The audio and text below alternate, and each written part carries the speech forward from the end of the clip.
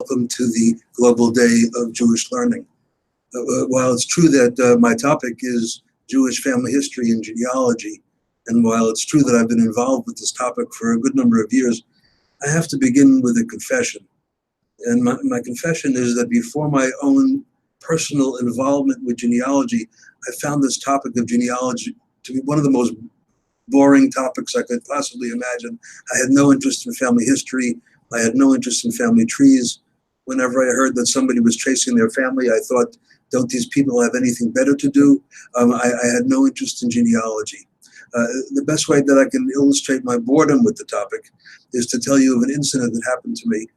I was a librarian in a library in New Jersey, and we had the system in my library where if you wanted to use the books downstairs in the basement, you first had to come over to my desk and sign in, and then you went downstairs to use the books. So when you were finished downstairs, you had to come back upstairs and come back over to my desk and sign out and go home. And there was a guy who was, I would say he was about 75, 80 years old. Every morning at 9 o'clock in the morning, the library doors would open. He'd walk over to my desk and he would sign in and he would go downstairs to do something. Every day about 12 noon in time for lunch, this man came back upstairs, came back over to my desk, and he signed out. He did this day in and day out for months. One morning, it was about 10 o'clock in the morning. The guy was in the basement for about an hour. He apparently ran up the stairs. He was out of breath. He came over to my desk. He calmed down. He looked at me and he said, I did it. I did it. And I said to him, what did you do? He said to me, I just discovered that I'm related to Abraham Lincoln. Well, I looked at him and I shrugged my shoulders. I think I may have said to him, that's very nice. And I'm sure that he walked away from my desk rather disappointed in my response. After all, he was researching for months. He discovers he's related to Abraham Lincoln. And when he told me, the librarian, I couldn't care less. It was about a month and a half after that morning in my library that I went to the New York Public Library in Manhattan. On the corner of 42nd Street and 5th Avenue is the world-famous New York Public Library. In the ground floor of that building, there's a room called the Jewish Division. It's one of the finest collections of Jewish books in the world. I went to the Judaica Division, the Jewish Division of the New York Public Library, determined to find some evidence that the town in Poland where my father came from and was born in actually existed. My father told me that he was born in a small town in southeastern Poland. He told me dozens of stories about this particular town, but I was never able to find the town on any map, in any atlas, in any encyclopedia. I didn't want to call my father a liar, but I couldn't find any real evidence that his town existed. The name of the town was Dobromil. So I went to the card catalog, the old-fashioned card catalog for the letter D for Dobromil, and I go through the cards, and I look up to look up the name of this town, and to my great surprise, a card in the catalog told me that the library had a book about the town of Dobromil. I thought it's impossible. How could there be a book on a subject, on a town that I couldn't even find as a dot on a map?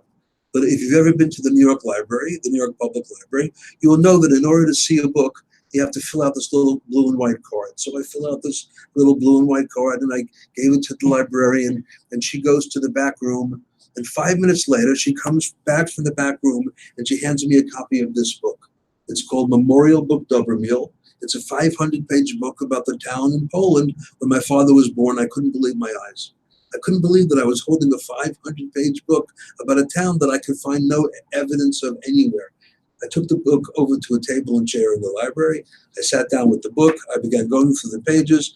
And in a few minutes' time, to my great surprise, I found a picture in the book of my great-grandfather. I was enormously excited to find this picture of my great-grandfather. In fact, I was so excited that I ran over to the librarian to tell her what I had found. And she couldn't care less. It just like, I got paid back for that. She couldn't care less. But I found this picture of the man I was named after. And I said to myself at that moment, if I could find a picture of my great-grandfather, who was not a famous person, he was a tinsmith. He made pots and pans, and he made gutters for roofs. If I could find a picture of him in a book in the New York Public Library, there must be more information. I decided right then and there I'm going to trace my family tree. I'm going to see how far back I can go, how much information I can gather. I'm going to do Jewish genealogy. So I began. I began by talking to people in my family who I thought might be able to give me information about the family history. The most important thing one has to do when tracing the family history is to begin to talk to people, to talk to the relatives, young, old, anybody you can get your hands on who can give you some of the key pieces of information that you're going to need. And we're going to talk about some of those key pieces of information. But one day I said to my father, who can I talk to? Who is there in the family who can give me information about the family history? And my father told me that there was one woman in the family who was 80 years old. He said she was the oldest member of the family who came from Poland. He said, why don't you call her? Maybe she remembers something. Well, I figured I have a source there. Maybe she remembers something. I call her on the phone. I spent a couple of hours on the telephone with her. She told me story after story, information that became tremendously useful throughout my genealogical research. At one point in the conversation, she said to me that there was a man in the family who survived the Holocaust and stayed in Poland. I thought there was a man in my family who's still in Poland. How is that possible? She gave me his name, and that's all she was able to give me. I went to the New York Public Library the very next day. New York Library has a collection of every available phone book in the world. I went to the current Polish telephone book, and there in the telephone book was my cousin's name, address, and telephone number. I couldn't believe my eyes, but there in the Polish phone book was his name, address, and phone number. I took the name, address, wrote it down, went home, wrote him a letter, and for decades we had been writing back and forth to each other since then. Speaking of phone books, it used to be in the New York Public Library. Now, I'm mentioning New York a lot for a couple of reasons. One is that it's one of the greatest libraries. Number two is I live in New York, so it happens to be my library. So in this case, the New York Public Library, they used to have a wall where there would be, where on this wall was every phone book in the United States. Hundreds and hundreds of phone books. It took me about 2 weeks. I went through every phone book looking for people with my last name, Kurzweil. I took those names and addresses. I wrote to people. People wrote back to me. I learned about more relatives, learned about more information. It started to fit into my family tree very nicely. I once got a letter. I wanted to say that not only American phone books, there are also phone books from other countries. I mentioned Poland a moment ago. Israel has phone books. I went to the Israeli phone book, look up the name Kurzweil. There were 9 listings, 9 people in Israel who had my last name.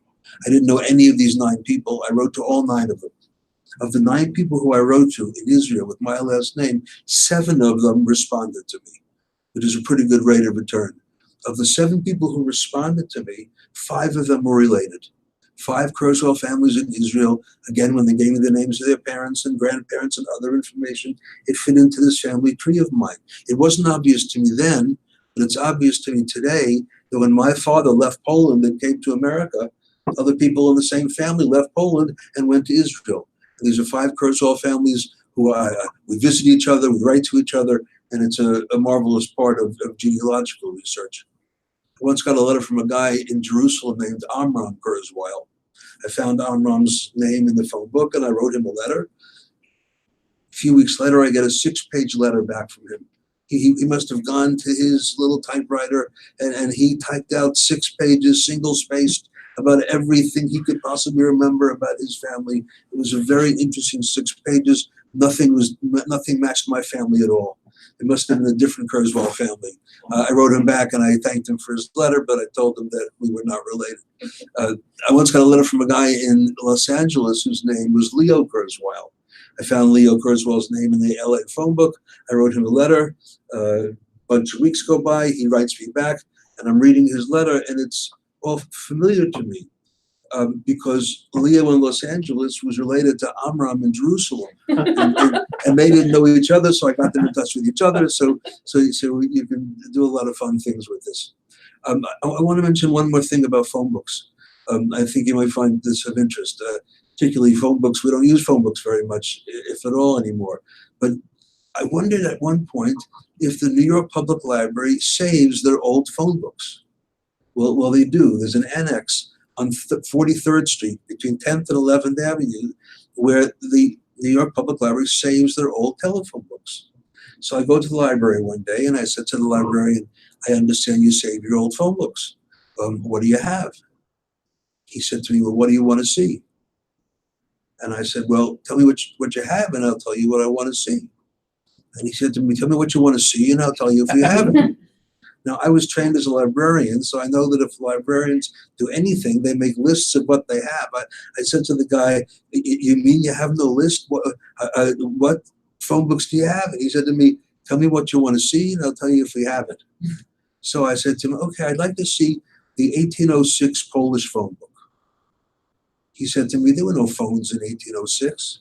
I said, I realize that. So if you tell me when there were phone books in Poland, I'll tell you what phones I want to see. He was getting angry at me. I said to him, look, you know what I really want to see? I want to see every Polish telephone book the library ever received. This satisfied the librarian. He asked me to sit down in the corner. I sat there at this corner table. I waited for about a half hour, but a half hour later, two library clerks come wheeling in these two book trucks filled half to the ceiling with every Polish telephone book the library had ever received. I went through, the first thing I did is I went through all of them.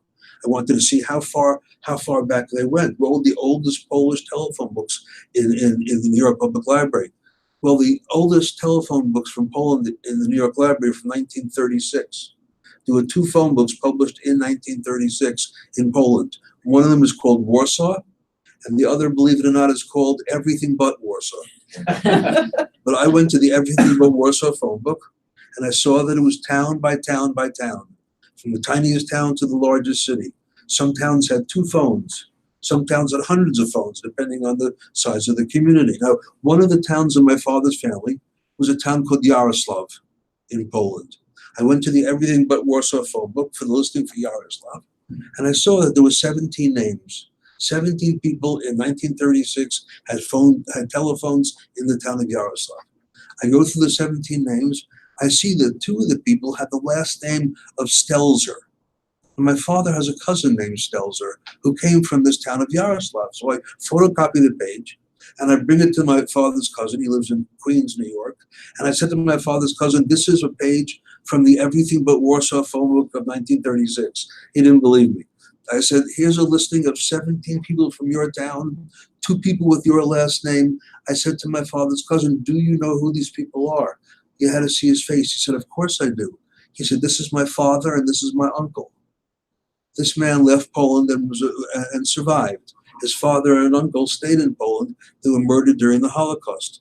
But here in the Everything But Warsaw phone book of 1936, sitting in the New York Public Library, I was able to begin to find out more information about the family history. In this case in particular, what happened to people in my family during the Holocaust, which I'll get to in a little bit. But at a certain point, I said to myself, I wonder if the U.S. government has any information on my immigrant ancestors, the people who came to this country. When you do Jewish genealogical research, there are a few key things you have to look for, you have to try to find out. One, of course, is the surnames in your family. Your last name, your mother's last name, your grandparents' last names, as many of the surnames as you can.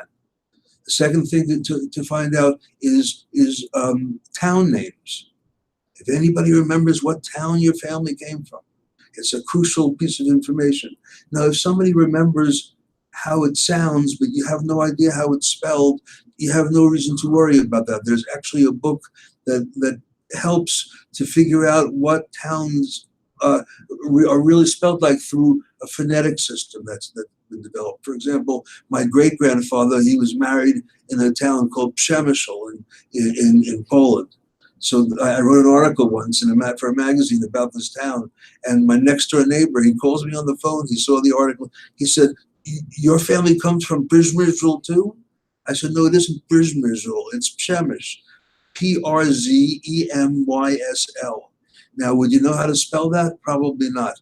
But just knowing how it sounds, Przemysl, anybody who knows Polish would know how to write it out very, very quickly. And there's a book called Where Once We Walked, one of the most important books on Jewish genealogical research, Where Once We Walked, which lists every conceivable town that had a Jewish population. And it helps you to find those towns, again, if you don't know what and how it's spelled. So town names are important, surnames are important, and as I was about to say a moment ago, immigration. Who were the immigrants in your family? Who came to America? Did you come to this country like my father? Was it your parents who came to America? Was it your grandparents who came here? Was it your great-grandparents? Was it a combination of those? You need to figure out who are the immigrants in your family. So one day I thought to myself, I wonder if the US government has any information about my immigrant ancestors, in particular my one great-grandfather who came to this country. So I wrote a letter to the Immigration and Naturalization Service, the INS, the Immigration and Naturalization Service. They're no longer called the INS, by the way. They're called Homeland Security. But it's the same organization. It's the people who give the green cards out and so forth. I wrote a letter to the Immigration and Naturalization Service, and I said to them, "Dear Immigration and Naturalization Service, what information do you have about my great-grandfather? Sincerely yours, Arthur Kurzweil." Well, the Immigration and Naturalization sent me back a form letter. They always send you back a form letter. This particular form letter had 17 questions on it. And they told me that if I were to answer the 17 questions and give the form back to them, they would give me information. After reading the 17 questions, I said to myself, if I could answer these 17 questions, I wouldn't be asking them for information. In fact, of the 17 questions that I tried to answer, I was only able to answer 3 of them. Of the 3 that I answered, I got 2 of them wrong. One question I got wrong was, what year did he come to America? I said he came in one year, he didn't, he came in a different year. The second question I got wrong was, what country was he born in? I said he was born in Poland. He wasn't, he was born in Austria. When he was born there, it was called Austria. Then after that, it was called Poland. After that, it was called the Soviet Union. And today it's in Ukraine.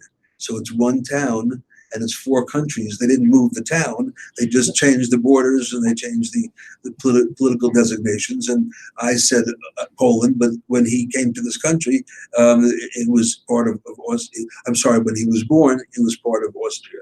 Nonetheless, I got one question right. I got his name right. And I sent the form back to the Immigration Service. And one day, I got this letter back from them. This is a letter from the Immigration and Naturalization Service in response to my question, what information do you have about my great-grandfather? Dear Mr. Kurzweil, pursuant to your request on Form G641 for genealogical information concerning your great-grandfather, you advised as follows. The records of this service reflect that Abush Kurzweil, Abush was my great-grandfather, the son of Mala and Sol Kurzweil. Mala and Sol were my great-great-grandparents who never came to America. But when my great-grandfather came here and was asked the question, who are your parents? Now I have my great-great-grandparents. It says he was born October 16th, I beg your pardon, October 18th, 1867. So now I have his birthday over 100 years ago. And he was born in the city of Shemesh, like I mentioned before. It goes on to say that he was a widower. His deceased wife, Hinderucha Kurzweil, died in 1915. So now I have the name of my great-grandmother who never came to America. Finally, it says his nearest living relative was Shimon Kurzweil, a brother living in Shemesh. So now I have the name of my great-grandfather's brother who never came to America. And finally, it says he was destined to his daughter, Ida, in Brooklyn. He was coming to one of his children who was already in this country. When you came to America, you had to give those 2 names. Who are you leaving and who are you coming to? Who are you coming to? So when you got off the ship, they knew where to send you. And who are you leaving? In case they wanted to send you back, they knew who to send you back to. But it always gives you these 2 names. The letter goes on for one more paragraph, which I will not read to you, but I'll tell you what it says. It gives me the names and birth dates of all 6 of my great-grandparents' children, most of whom were murdered during the Holocaust. From one letter from the Immigration and Naturalization Service, I was able to get the names of my great-great-grandparents, my great-grandparents, all 6 of their children, a birth date, a death date, the day he arrived in America, and the names of the 2 towns the family came from.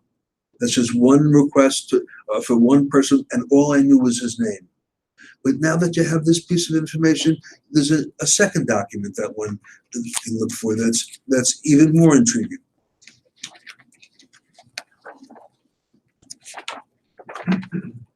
This is a photocopy of the passenger list of the steamship that brought my grandmother to America in the early part of the 1900s.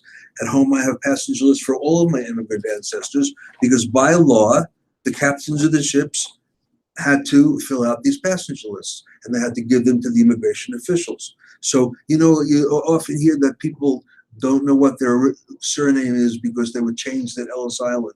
Well, that's a myth. They were not changed at Ellis Island because the captains of each of the ships had to give the passenger list to the immigration official, and it had the name of the person on it already. So that's a story that you hear a lot of, but historians will tell you that it didn't happen that way.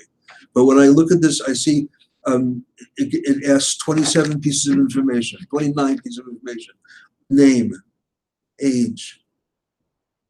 This is from my grandmother, by the way. What is her name? What her age? Her occupation? Could she read and write? What languages? What town was she born in? What was her final destination? Second page. By whom was passage paid? Who bought the ticket to bring my grandmother to America? By whom was passage paid? How much money did they come with? Each person had to declare how much money they had with them when they got to this country. When I got this passenger list, I found out my grandmother was 15 years old when she came to America. She came with her sister, who was 17 years old. Two girls by themselves. They didn't speak English. They left their parents. They came to America with what says here is $15 in their pocket.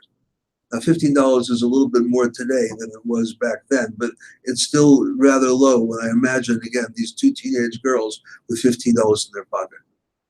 The passenger list then asks 3 silly questions. Are you an anarchist, a polygamist, or a communist? I've never seen anybody say yes to any of those questions, but they ask it over and over again. And finally, it gives height and weight and place of birth also. When I got my father's passenger list, I discovered he was 3'7" when he came to America, which was an important piece of information for me to have. But the passenger list is, again, another important document that you can get from the National Archives here in the United States. I want to move to one more area in a little bit of detail, and that is the Holocaust. Because, of course, when we turn around and look back in history, the first thing that we encounter a generation ago is the Holocaust. And the myth has persisted for years that records were destroyed. The fact of the matter is that people were destroyed and records were kept. The Nazis were scrupulous record keepers. The Nazis created millions and millions of documents. Sometimes you hear somebody say that the Holocaust never happened. Well, only one of the many reasons why that's such a stupid thing to say is that the Nazis themselves were documenting what they were doing. If you ever go to Washington, D.C., and you go to the National Archives, the Library of Congress, ask them to show you the Mauthausen death lists. This is the Mauthausen the concentration camp, where it was name by name, minute by minute, as they were murdering people. This record in detail was kept. So one day I found a photograph. I was going through my grandparents' papers and I found this particular photograph. This is a copy of it, but it's a picture of 21 people. And I brought the picture over to my father and I said to my father, who are the people in this picture? He smiled. My father hadn't seen the picture in years. He pointed to a little boy in the front row and said, that's me. It's a picture of my father, 4 years old, back in Duberville. But then I said, okay, that's very nice, but there are 20 other people in the picture. Who are these other 20 people? My father said, well, here's your uncle, and here's your aunt, and here's your grandmother, and here's your great uncle, and here's your great grandfather. And of the 21 people in the picture, he pointed out 7 people who I knew. So I said, that's also interesting, but there are 14 more people in this picture. Who are these 14 people? And my father said, well, here's your grandfather's brother and his wife and their children. And here's your grandfather's second brother and his wife and their children. His grandfather's sister, her husband and their children. They were all murdered during the Holocaust. 14 out of the 21 people in this picture were murdered. Now, when I was growing up, I must say that I never thought that my family was touched by the Holocaust. After all 4 of my grandparents came to America. Whenever I heard about the Holocaust, I thought, what happened? How awful what happened over there to them. Thank God we got out in time. It never happened to my family. And suddenly I see one photograph 2/3 of the people, 14 out of 21 people, were murdered. And when I found this information about this picture, I wanted to find out more. And I pursued the research more. And I'm sorry to say, but I must tell you that at the present time, I have the names, and in some cases, I have more information, about 130 people in my father's family who were murdered during the Holocaust. 130 people in one family who were murdered. I took that information and I put it on my family tree. I printed up the family tree. I sent a copy to everybody in my family. I wanted everyone to have the names of those people. But when the Nazis rounded us up, they took away our names and gave us numbers. We genealogists, we take away the numbers and we give them back their names. There are many ways in which Holocaust research can be done. In the book that I wrote, From Generation to Generation, I have an entire chapter just on Holocaust sources. But let me just give you one as an example of what you can do. There's an organization in Arleston, Germany, called the International Tracing Service. And what the International Tracing Service has done and has been doing since the end of the war is gathering records. They are funded by the International Red Cross and German reparation money, and they have been gathering records as whatever they could find that has to do with individuals who were touched in some way or other by the Holocaust. And they have a name index. They have a name, every time a name appears on a document, they created a card. And they currently have a card index of millions and millions of names of people. Now, it doesn't mean, well, let me put it in the positive. Sometimes millions and millions, you could have 5 cards with one person on it, because that person could be shipped from this camp to that camp, to this camp to that camp. They may have been on the different lists, and therefore they would have 5 different cards, but nonetheless, it's an enormous amount of information that's there. So one day I wrote a letter to them, and I asked them, once again, I wrote a letter and asked them what information they had on people in my family who were in Europe during the Holocaust. So I'll just read you a very brief part of their letter to me. After some nice introductions, the letter goes on and says, Hans Kurzweil, born January 7, 1908, religion Jewish, occupation bookbinder. His parents were Moses and Charlotte. His wife was Rosa. He was arrested on the 16th of January, 1939. He was committed to concentration camp Dachau the 13th of March.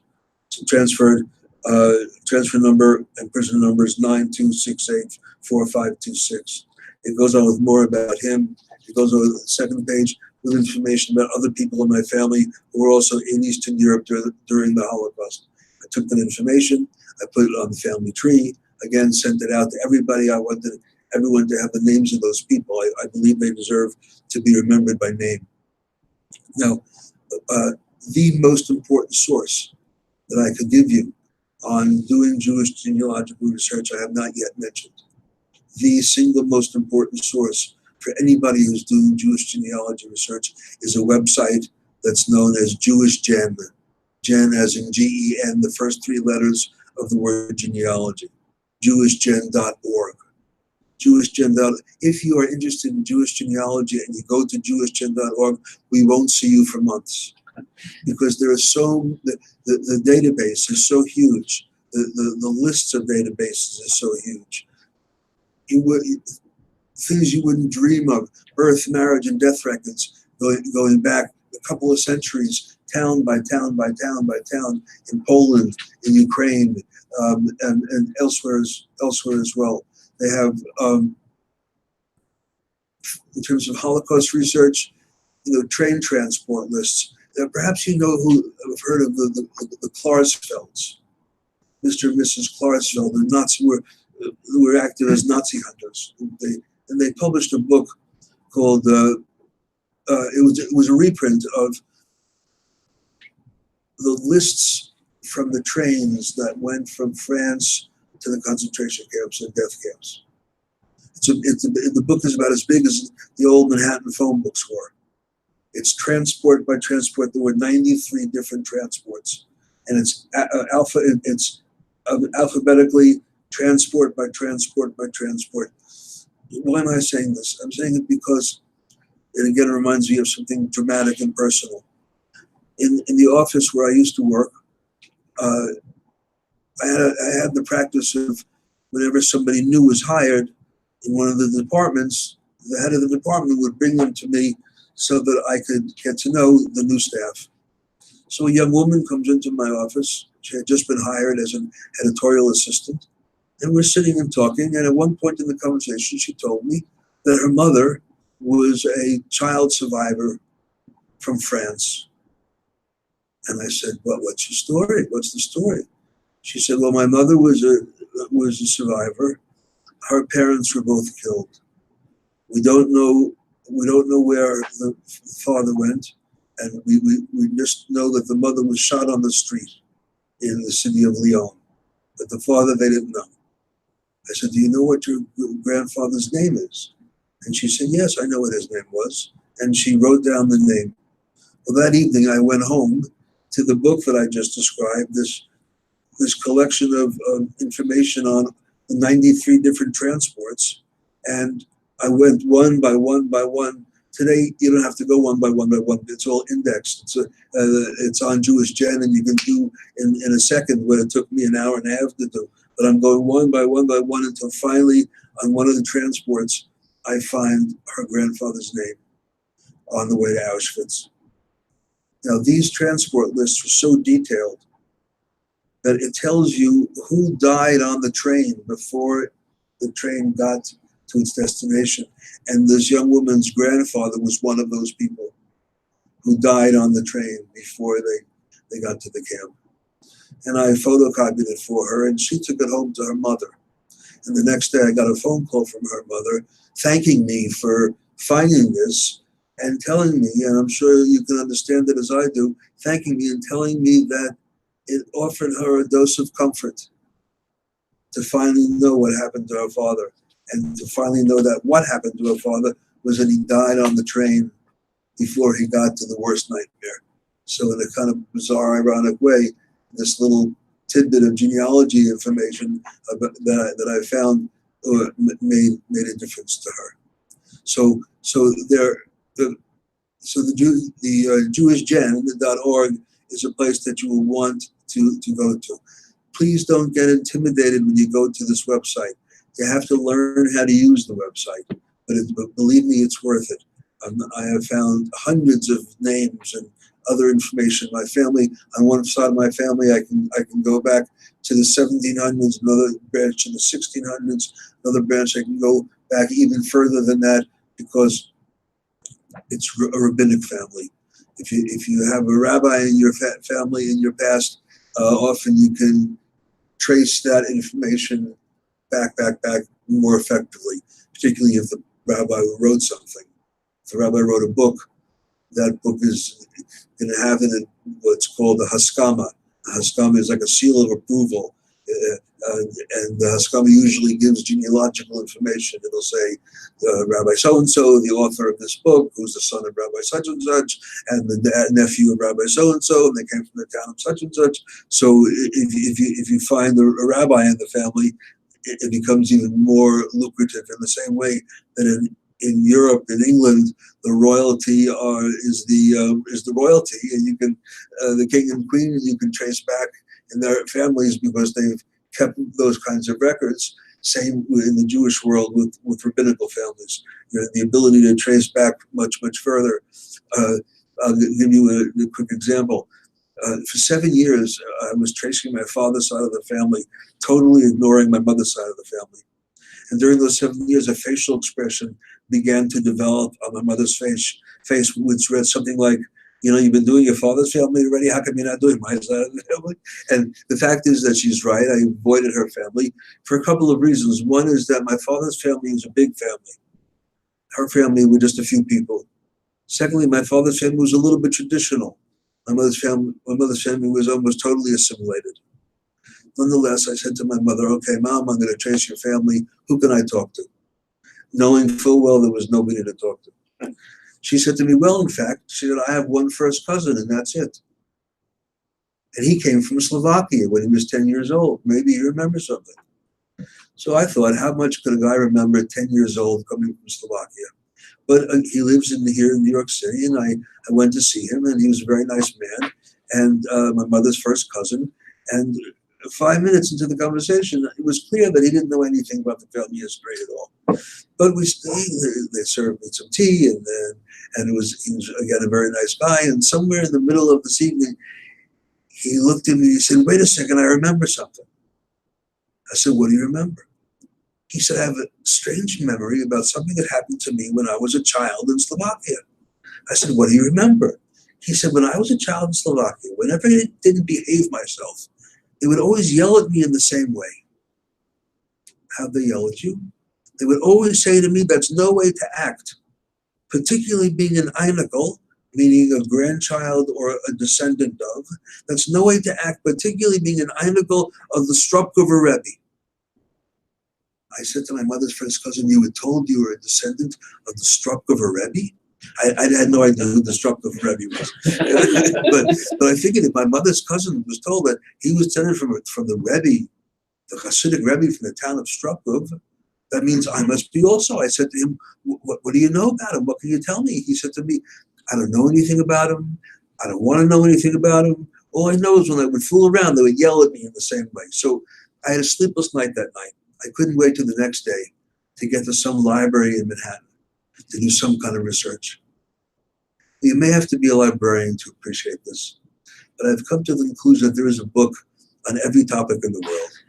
Every topic in the world. You know who's who in America? I found a book in a library in Manhattan called The Who's Who of Rebbes.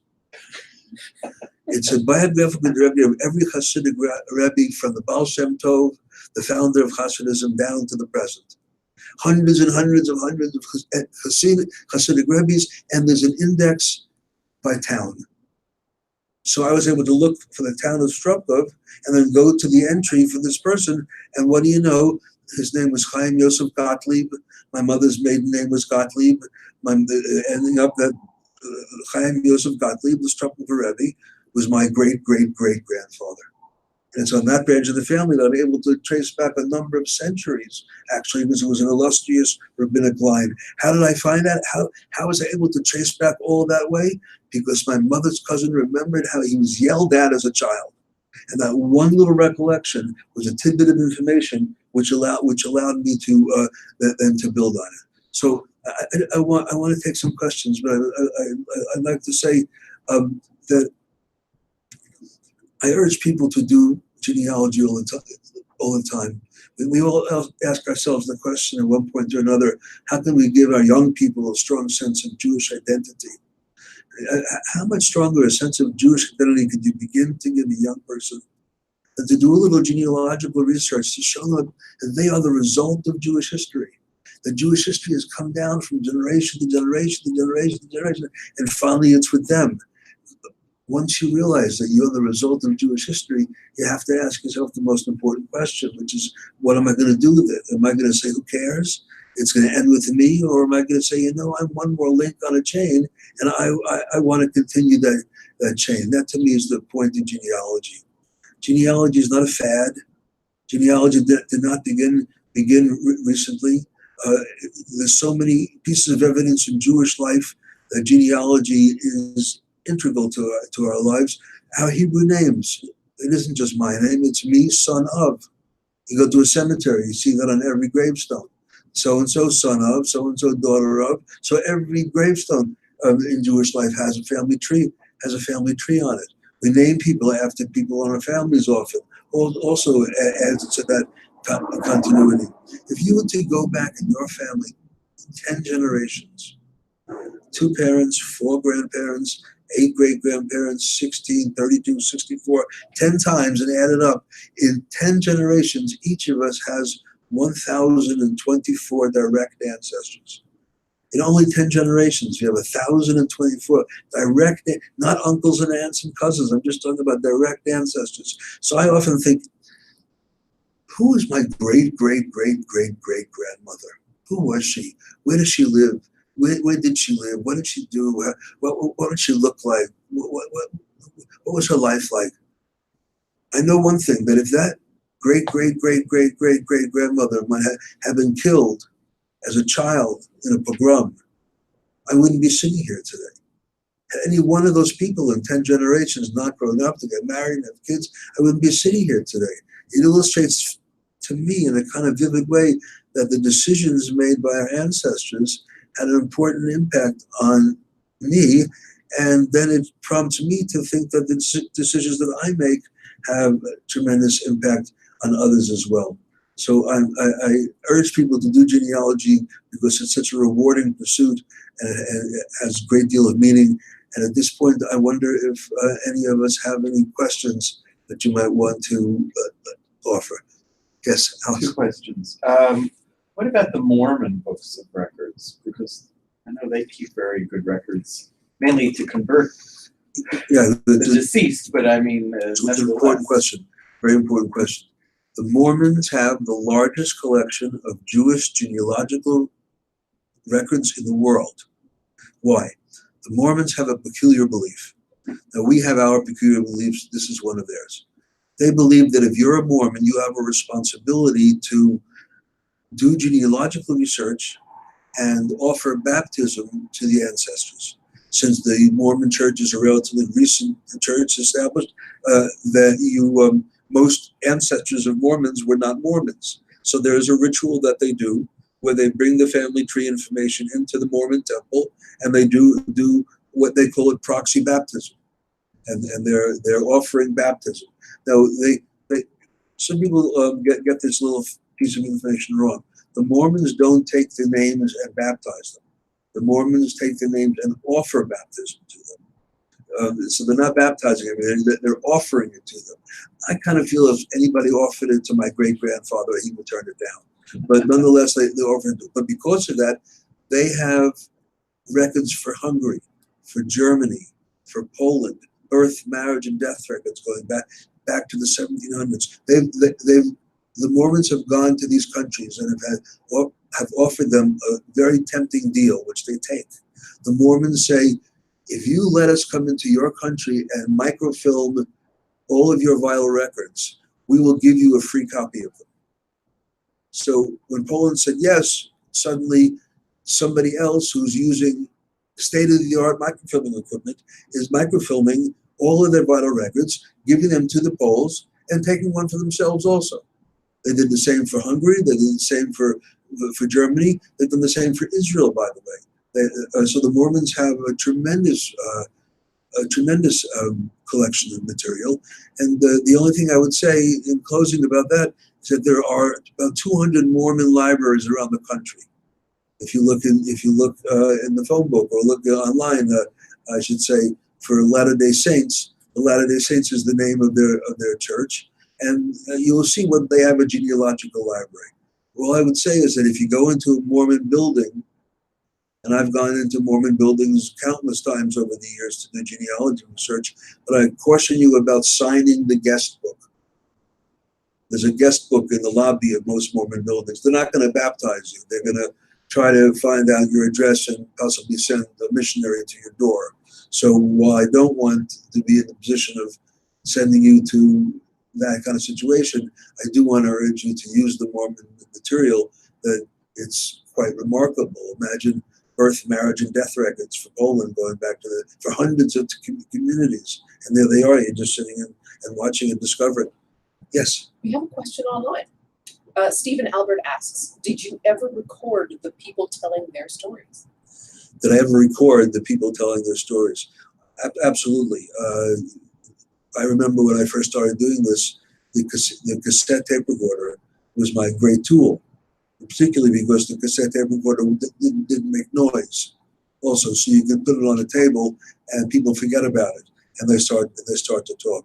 So I don't have a tape of my great-grandfather, but my children have a tape of their great-grandfather because I took the trouble to interview them. When my daughter was 15 years old, I actually hired her to go to my parents for a weekend, and she did 8 hours of interviews of my father and his memories of being in Eastern Europe and his memories during the Second World War and so forth. So these stories are precious. And I would just want to add one thing to that, which is if you're going to interview a relative, 2 things you should keep in mind. One is don't ask yes and no questions.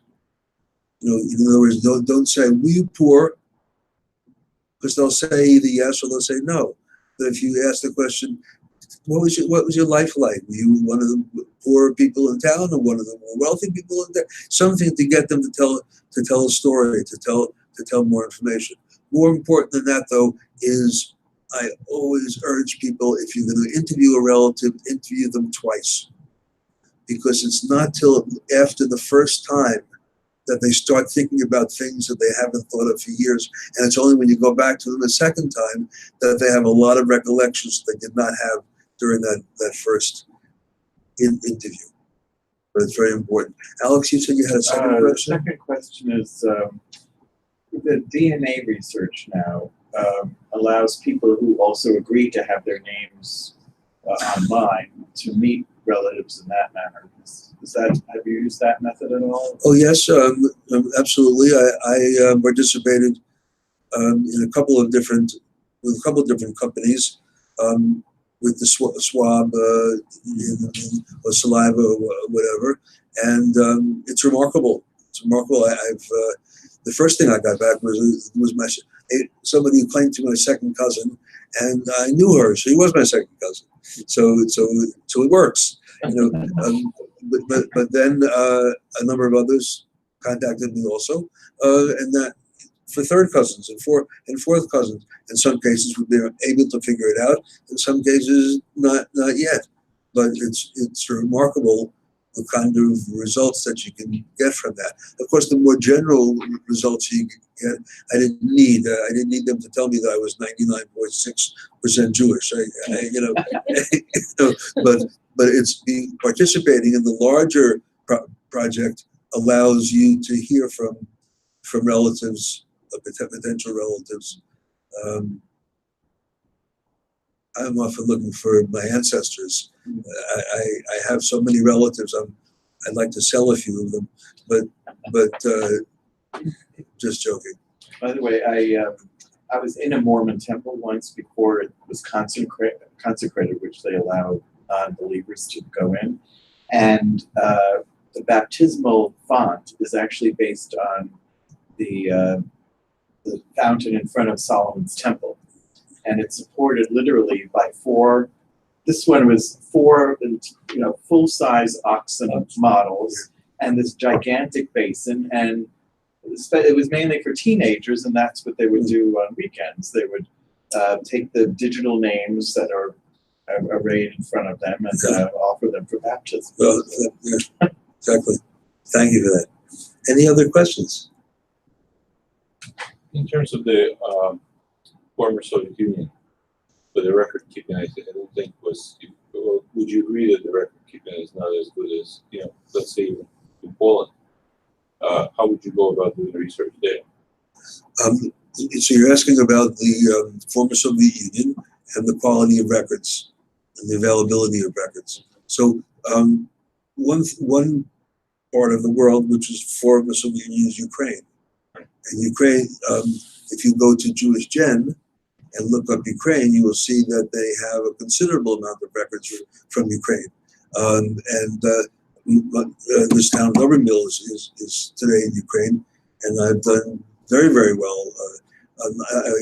It reminds me, I wanted to say that Rabbi Steinsaltz is going to be publishing a new book soon called The Soul. It was published in Hebrew and then now translated into English, and it's going to come out fairly soon.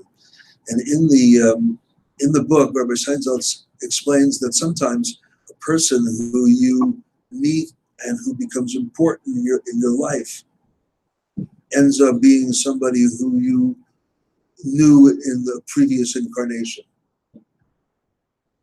That these are not just random events when you happen to click with somebody else. And so it ends up that my close friend Richard, who I've been friends with since I'm 10 years old, we went to high school together, we went to college together, we've been close throughout our lives.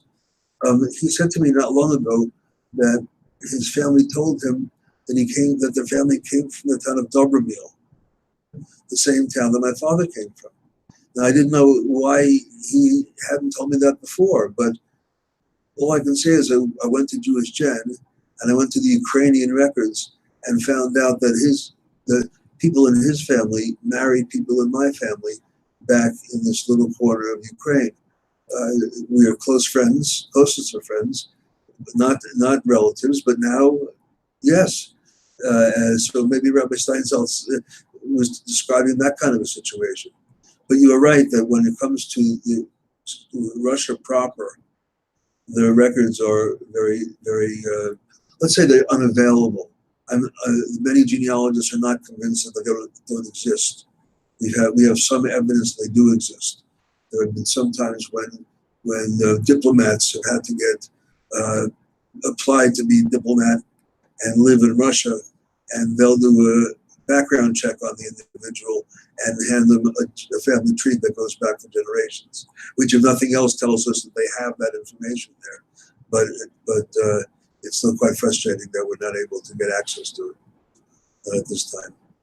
Yes. Related to record keeping, Meredith Maria asks, are there records from Sephardic countries that are easy to access online? Yeah, you will find a collection of material also again on Jewish Gen. And more all the time. Jewish Gen is not a static website. There are more things being added all the time. You're not going to find birth, marriage, and death records in the kind of detail you'll find in Europe. The cultures just didn't do it in the Sephardic countries. But definitely check jewishgen.org. One other thing that I wanted to mention apropos of the Sephardic is there's a magazine that is published 4 times a year called Avotenu.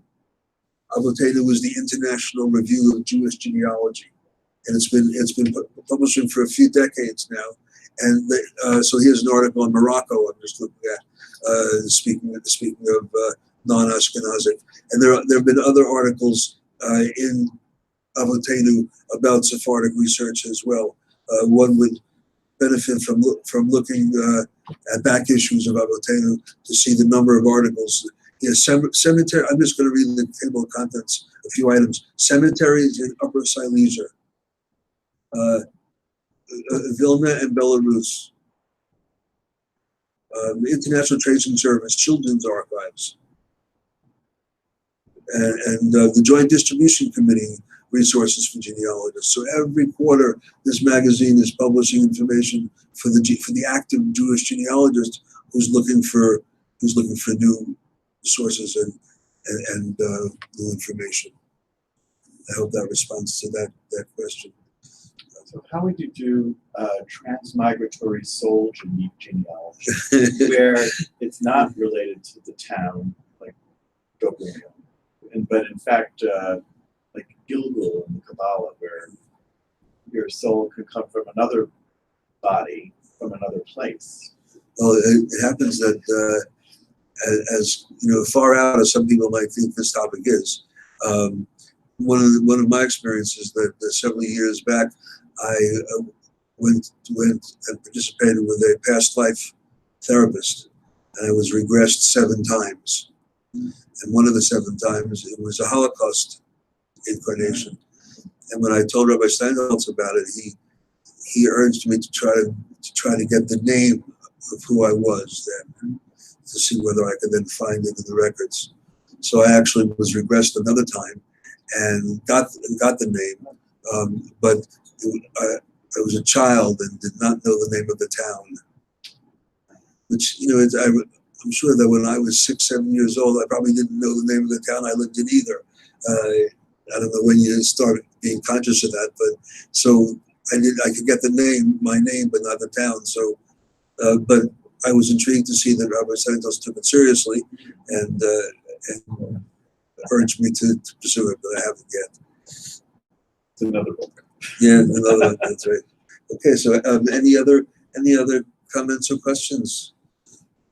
So then, in closing, I would just again like to urge you all to do this research. Don't wait till the day after tomorrow, because the records wait, but people don't wait.